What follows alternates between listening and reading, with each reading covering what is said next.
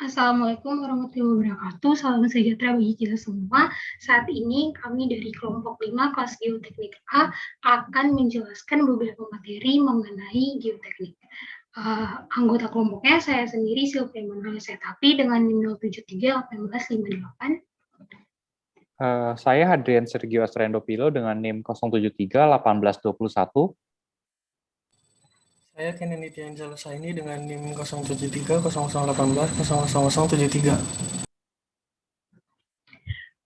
Selanjutnya, untuk materi yang pertama adalah dasar-dasar kemantapan lereng. Next.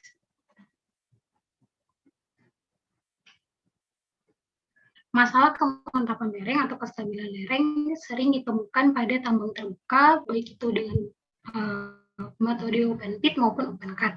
Perencanaan lereng sangat konservatif atau kelongsoran dapat mempengaruhi kegiatan produksi sehingga diperlukan usaha untuk mengoptimalkan rancangan lereng tersebut. Next. Dalam melakukan analisis kemantapan lereng terdapat 4 syarat. Yang pertama harus mempunyai database geologi, yang kedua mengetahui model hidrogeologi, mengestimasi kekuatan dan karakteristik deformasi basa batuan dan bidang diskontinu, dan yang terakhir adalah pemahaman mengenai gaya-gaya eksternal, misalnya yang berhubungan dengan gempa bumi yang mungkin bekerja pada lereng. Next.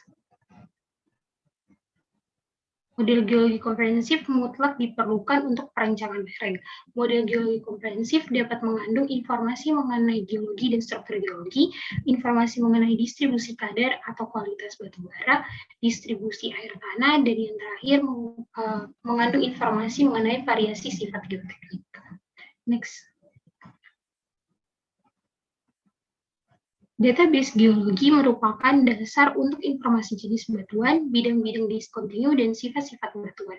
Data geologi dasar yang umumnya diperlukan adalah litologi regional dan lokal, informasi struktur dan hidrogeologi, pemberian inti rinci dan foto-foto setiap waktu yang dapat diinterpretasikan oleh seorang engineer geologis.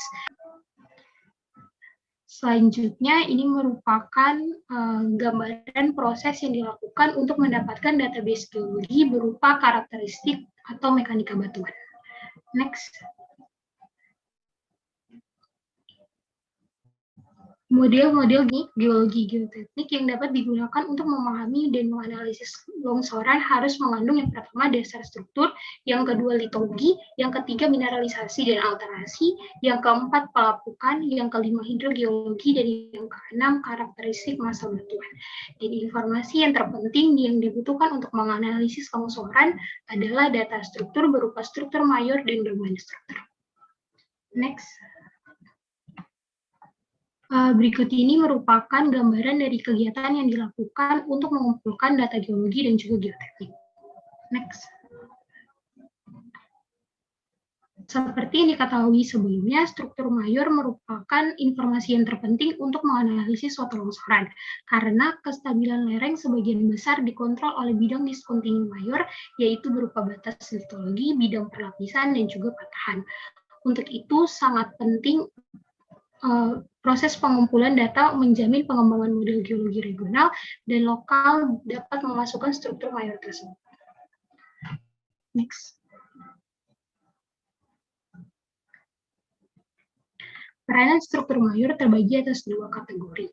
Yang pertama, rancangan yang berhubungan dengan longsoran akibat struktur, seperti longsoran baji pada garis perpotongan 2 bidang diskontinu dapat dianalisis dengan model kesetimbangan batas. Dan yang kategori yang kedua, rancangan yang berhubungan dengan longsoran akibat pelemahan massa batuan oleh kehadiran kekar atau fitur struktur sekunder lainnya. Pendekatan ini sering digunakan untuk analisis kemantapan lereng keseluruhan atau overall slope, di mana umumnya bentuk longsoran spesifik tidak dapat ditentukan. Next. Berikut ini merupakan faktor-faktor yang dapat mempengaruhi kestabilan lereng. Yang pertama ada kuat massa batuan. Penentuan kuat massa batuan merupakan kekurangan utama dalam praktek perencanaan lereng batuan. Dalam melakukan perencanaan lereng digunakan kriteria Filler untuk memperkirakan kuat geser massa batuan pada blok atau domain yang didefinisikan oleh fitur struktur mayor, misalnya patahan. Gambar di samping merupakan gambaran mengenai perkiraan kuat geser massa batuan pada suatu lereng. Next. Yang kedua ada alterasi. Pada beberapa tambang terbuka, khususnya tambang biji, umumnya berhubungan dengan zona batuan teralterasi sebagai hasil proses pembentukannya. Pada beberapa area, alterasi ini umumnya sedang dan tidak memberikan pengaruh signifikan pada kekuatan massa batuan. Next. Selanjutnya ada pengaruh air tanah. Keberadaan air, terutama air tanah, sangat mempengaruhi kemantapan suatu lereng. Hal ini dikarenakan air tanah memiliki tekanan air pori yang dapat menimbulkan gaya angkat dan menurunkan kekuatan suatu massa batuan penyusul lereng. Oleh karena itu, dapat memperbesar gaya penggerak yang dapat mengakibatkan longsor pada lereng. Next.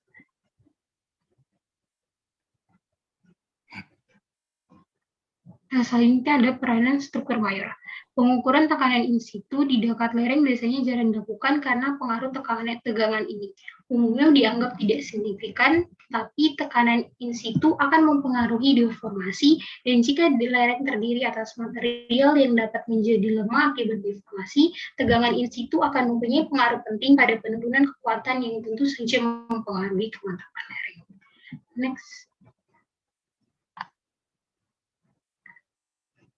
Selanjutnya, kerusakan akibat peledakan. Dalam hal peledakan produksi skala besar, kerusakan akibat peledakan dapat sampai berpuluh meter ke massa batuan di belakang muka lereng, karena retaknya batuan dan terbukanya kekar akibat beban dinamik peledakan. Penetrasi gas peledak juga dapat membuka bidang diskontinu yang ada sampai jarak yang cukup jauh dari muka lereng.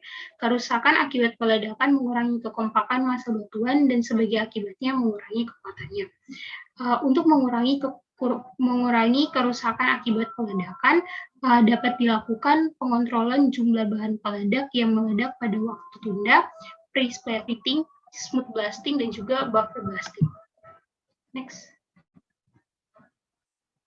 Salah satu akibat kerusakan peledakan adalah kenampakan massa batuan pada muka lereng menjadi tidak representatif dari massa batuan yang tak terganggu.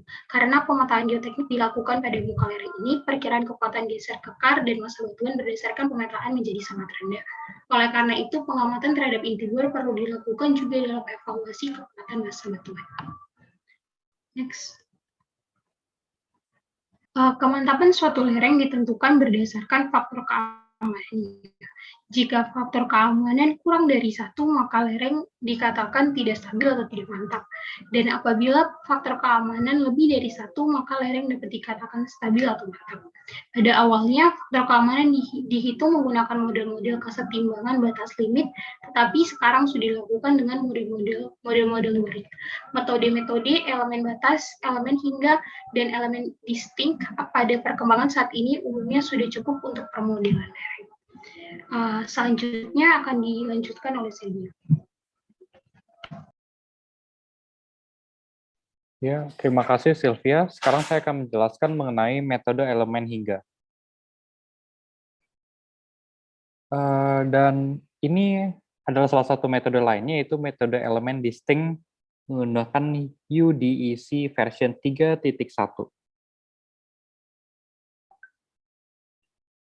Untuk kekuatan massa batuan ini bersumber dari 2 komponen utama, yaitu sudut gesek dalam dan juga kohesi. Kekuatan massa batuan ini akan bergantung pada kondisi batuan utuh, yaitu intact rock, serta kehadiran dan kondisi bidang diskontinu. Batuan utuh itu yang tersusun dari partikel halus dan tersedimentasi baik akan lebih kuat dari partikel kasar dan sedimentasi yang buruk. Kekuatan massa batuan itu hanya akan sama dengan kekuatan batuan utuh jika tidak ada bidang diskontinu. Bidang diskontinu ini menyebabkan kekuatan massa batuan itu menjadi lebih rendah. Pada perancangan lereng sendiri ada beberapa tahapan utama, yaitu ada 4 tahap. Yang pertama adalah bidang diskontinu itu akan terisi lebih mengurangi kekuatan massa batuan dibandingkan dengan bidang diskontinu yang tidak terisi. Yang kedua adalah bidang diskontinu terbuka akan lebih mengurangi kekuatan dibandingkan yang tertutup. Yang ketiga adalah bidang diskontinu itu berpermukaan halus itu lebih mengurangi kekuatan dibandingkan yang permukaannya kasar. Dan yang keempat adalah bidang diskontinu yang berspasi rapat akan lebih mengurangi kekuatan dibandingkan dengan yang berspasi lebar. Untuk manajemen lereng sendiri, pada setiap tambang terbuka itu sejumlah ketidakmantapan lereng itu dapat terjadi di sejumlah lokasi pada waktu tertentu. Pengelolaan hal ini merupakan hal yang penting pada tambang terbuka. Ketidakadaan atau ketidakmantapan itu merupakan tanda dari rancangan lereng yang terlalu konservatif dan juga menunjukkan bahwa manajemen tambang itu kurang efisien. Oleh karena itu, mutlak diperlukan bahwa engineering geologis, geotechnical engineer, dan mine planners itu selalu bekerja sama untuk menjamin bahwa data yang dikumpulkan itu sesuai, analisisnya itu juga harus dilakukan dengan sesuai cara yang benar, dan juga rancangan lerengnya itu secara jelas telah disampaikan dan dimengerti oleh baik perencana tambang dan juga operatornya. Dan program pemantauan lereng yang baik itu dilakukan untuk pemantauan lereng selama umur tambangnya masih beroperasional. Untuk peringatan dini tentang ketidakmantapan lereng itu sangat penting dan pemantauan pergerakan lereng itu telah terbukti sebagai metode yang paling handal untuk mendeteksi ketidakmantapan lereng. Semakin akurat pengukuran ini, maka semakin cepat juga masalah ketidakmantapan ini dapat dideteksi. Jika tanda-tanda ketidakmantapan ini secara rutin diamati dan dicatat, sebuah pemahaman perilaku lereng itu dapat secara bertahap dikembangkan. Dan informasi penting itu juga dapat menjadi tanda-tanda ketidakmantapan lereng dan untuk tindakan perbaikan atau contingency plan yang dapat ditentukan selanjutnya.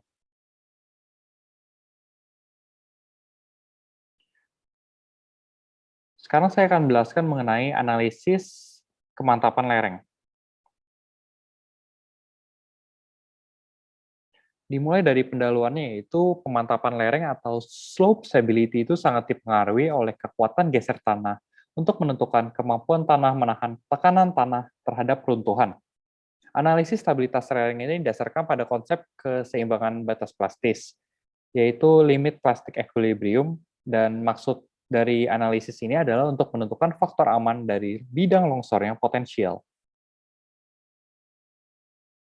Beberapa hal yang mempengaruhi kemantapan lereng itu adalah ada 6, yaitu yang pertama, tingkat pelapukan, yang kedua ada struktur geologi, yang meliputi sesar, kekar, lipatan, dan bidang perlapisan, yang ketiga itu adalah geometri lerengnya sendiri, yang keempat adalah karakteristik material pembentuk lereng, dan yang kelima adalah kondisi air tanah, dan yang terakhir adalah beban statik dan atau dinamik. Berikut adalah contoh dari longsoran bidang, yaitu longsoran bidang itu adalah longsoran yang sepanjang bidang luncurnya itu dianggap rata. Bidang luncur tersebut dapat berupa bidang sesar, rekahan, maupun bidang perlapisan batuan. Faktor kemantapan lerengnya sendiri dapat dihitung dengan rumus F sama dengan gaya-gaya penahan dibagi gaya-gaya penggerak.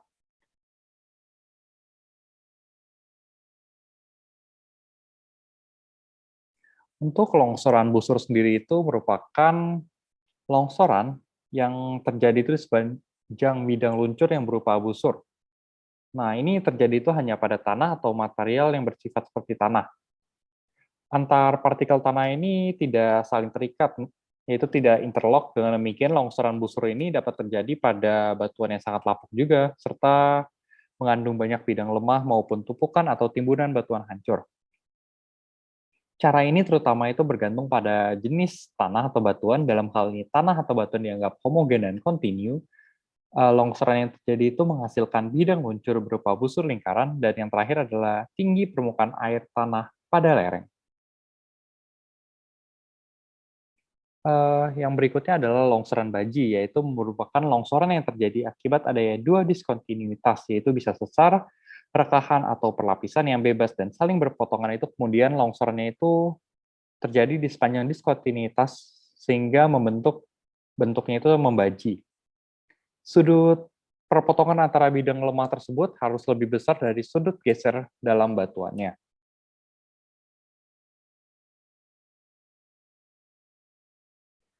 Selanjutnya adalah longsoran guling, yaitu longsoran ini terjadi pada suatu lereng batuan yang arah kemiringannya itu berlawanan dengan kemiringan bidang lemahnya.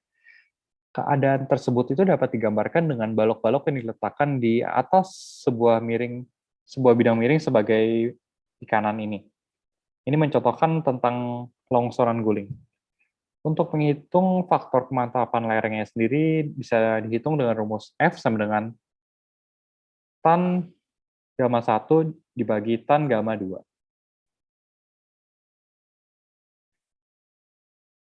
Dan penanganan dan perkuatan lereng. Ada beberapa penyebab utama terjadinya longsoran, yaitu yang pertama kekuatan material, yang kedua tekanan air, yang ketiga itu ada gaya luar, dan keempat ada geometri. Untuk perubahan faktor keamanan ini penyebabnya itu ada beberapa hal, yaitu pertama tadi tekanan air, di mana tekanan air itu akan memberikan uplift force, yaitu U sama UA, atau gaya normalnya itu menjadi W cos A min U, dan gaya normalnya itu turun sehingga R-nya juga ikutan turun. Jadi adanya tekanan air itu akan menyebabkan faktor keamanannya turun. Dan untuk karakteristik materialnya itu semakin rendah kuat geser material itu akan semakin tinggi juga faktor keamanan dan juga berlaku sebaliknya. Untuk tekanan air dalam tension crack, itu tekanan air dalam tension crack itu akan mengurangi FK. Dan pada gaya luar ini, adanya gaya luar ini akan mengurangi faktor keamanan lereng. Dan juga pada geometri ini, semakin curam lereng, maka semakin rendah R dan semakin tinggi W sin A, sehingga faktor keamanannya itu juga akan semakin rendah. Berikut adalah beberapa contoh dari penanganan longsor, yaitu pada siltstone, claystone, dan juga pada sandstone dengan sudut-sudut yang berbeda-beda. Dan gambar yang ditekanan ini adalah penanganan longsor dari sebelum longsoran sampai dengan setelah longsorannya terjadi.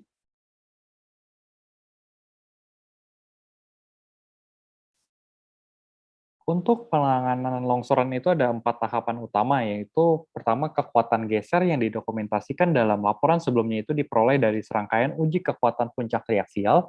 Yang kedua itu batuan yang pada kedalaman dangkal dari muka lereng itu mengalami penurunan tegangan, sehingga hasil tes triaksial itu tidak berlaku. Yang ketiga adalah paparan batu dan keberadaan air juga memperburuk kekuatan batuan, dan kekuatan yang dimiliki batuan adalah kekuatan residual. Yang keempat itu adalah analisis kembali itu perlu dilakukan untuk mendapatkan kekuatan yang sebenarnya. Berikut adalah beberapa cara untuk penanganan longsor, yaitu dengan Bishop Method dan juga Spencer Method yang dimasukkan dalam grafik.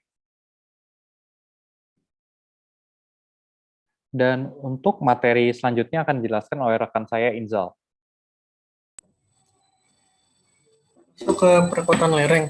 Perkuatan lereng merupakan tindakan yang pada prinsipnya bertujuan untuk memperbesar kekuatan tanah atau batuan sehingga lereng akan lebih mantap. Hal ini dilakukan untuk membantu massa batuan untuk menyangga dirinya sendiri, serta memasang struktur luar yang nantinya tidak merupakan bagian lain dari massa batuan, tapi akan menyangga dari sisi luar. Tindakan perkuatan harus memperhatikan yang pertama yaitu jenis material yang dihadapi. Dalam hal ini material lereng yang dihadapi adalah lereng tanah dan lereng batuan. Yang kedua itu jenis keruntuhan yang berpotensi untuk timbul dan faktor-faktor yang dapat menyebabkan keruntuhan lereng.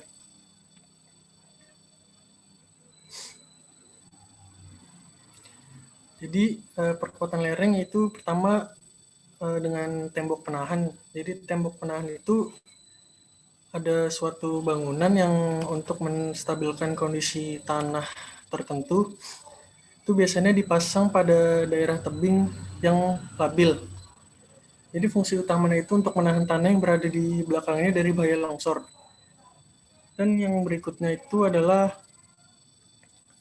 dengan cara bronjong. Jadi bronjong itu terbuat dari kawat ya, anyaman kawat yang berbentuk kotak itu dari baja berlapis yang di dalamnya diisi batuan dan kerikil untuk mencegah kelongsoran pada tanah yang dipasang pada tebing-tebing atau lereng.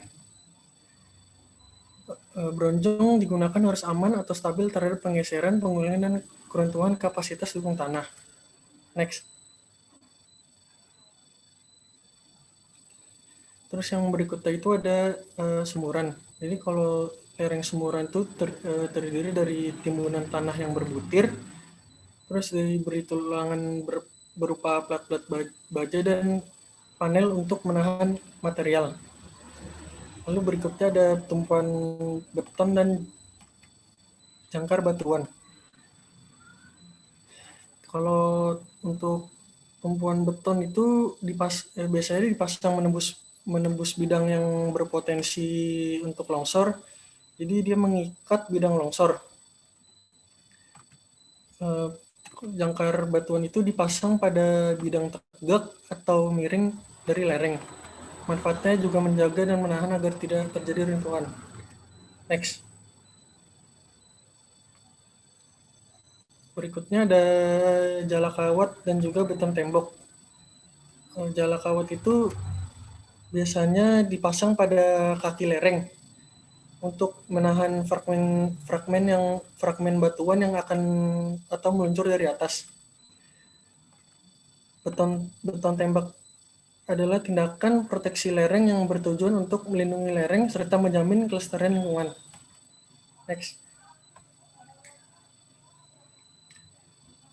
Pemantauan lereng.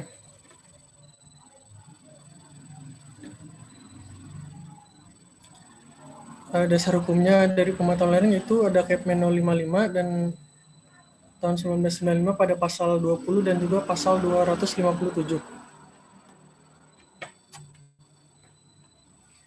Ini latar belakang. Lereng dirancang dengan sangat berhati-hati, sekalipun tetap mempunyai kemungkinan untuk menjadi tidak mantap karena yang pertama asumsi penyederhanaan dari karakteristik massa batuannya kompleks. Penyederhanaan akan menghasilkan ketidakpastian dan kemungkinan kegagalan desain. Ketidakpastian yang berhubungan dengan geoteknik berarti diperlukan pemantauan reguler lereng tambang untuk memverifikasi. Ada beberapa tanda-tanda ketidakmantapan lereng yang penting untuk diketahui. Program pemantauan yang baik dengan menggunakan peralatan yang sesuai akan dapat pula memberikan peringatan awal kestabilan lereng. Pada dasarnya, pemantauan adalah pemeriksaan dinding pit terhadap kemungkinan terjadinya suatu ketidakstabilan agar kemudian dapat diambil suatu tindakan perbaikan. Next.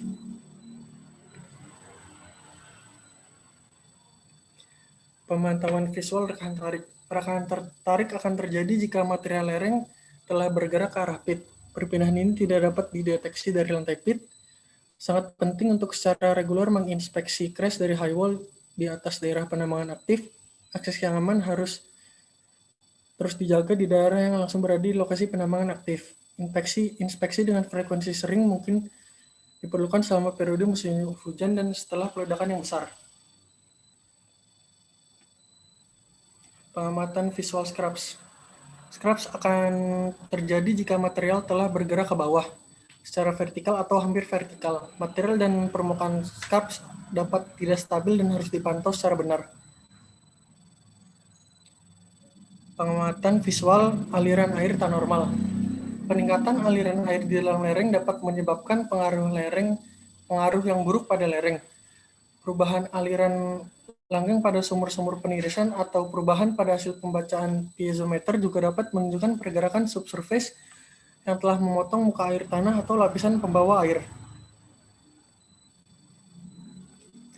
Pengamatan visual pelendutan atau rayapan. Muka lereng yang melendut mengindikasikan adanya rayapan atau pergerakan subsurface perlahan-lahan dari lereng.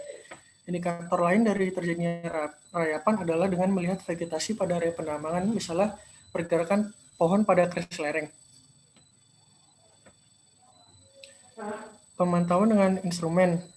Langkah-langkahnya itu memahami mekanisme penyebab terjadinya ketidakstabilan, menetapkan dan memprioritaskan data geoteknik yang dipakai, menetapkan lokasi pemantauan, memprediksi besar pergerakan dan parameter-parameter lainnya, membuat anggaran, dan memilih instrumen yang digunakan berdasarkan langkah-langkah tersebut. Pertimbangannya itu, ketika memilih instrumen, gabungkan beberapa tingkat redundasi dalam sistem untuk memeriksa kinerja instrumen, serta mengeliminasi kesalahan.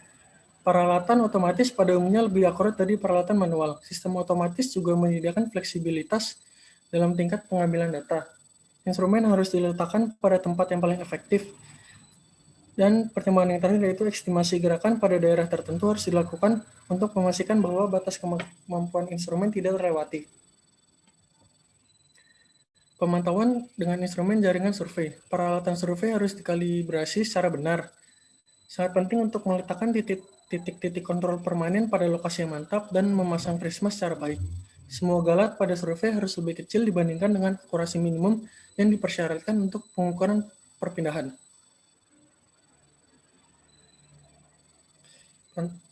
Pemantauan dengan instrumen pengukuran rekahan. Pengukuran dan pemantauan lebar rekahan dan arah propagasi rekahan diperlukan untuk penentuan luas daerah yang tidak mantap. Metode paling sederhana untuk pemantauan rekahan yaitu menyemprotkan cat atau memasang bendera pada ujung rekahan sehingga rekahan baru atau propagasi sepanjang rekahan yang ada dapat teramati. Crack gauges dan dengan electrical readout juga tersedia, tetapi sering terjadi pada masalah lereng tambang rekahan melampaui batas pengukuran dari peralatan rekahan.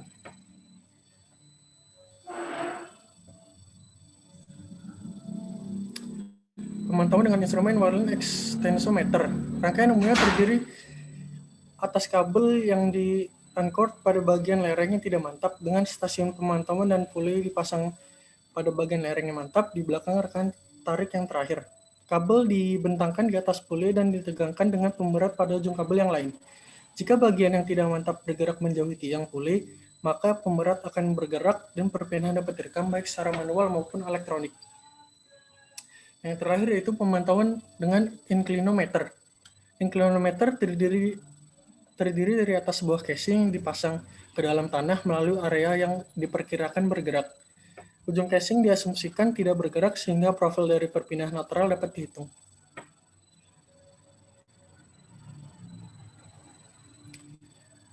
Nah, terima kasih. Sekian presentasi dari kelompok kami. Mohon maaf apabila ada kekurangan. Wassalamualaikum warahmatullahi wabarakatuh.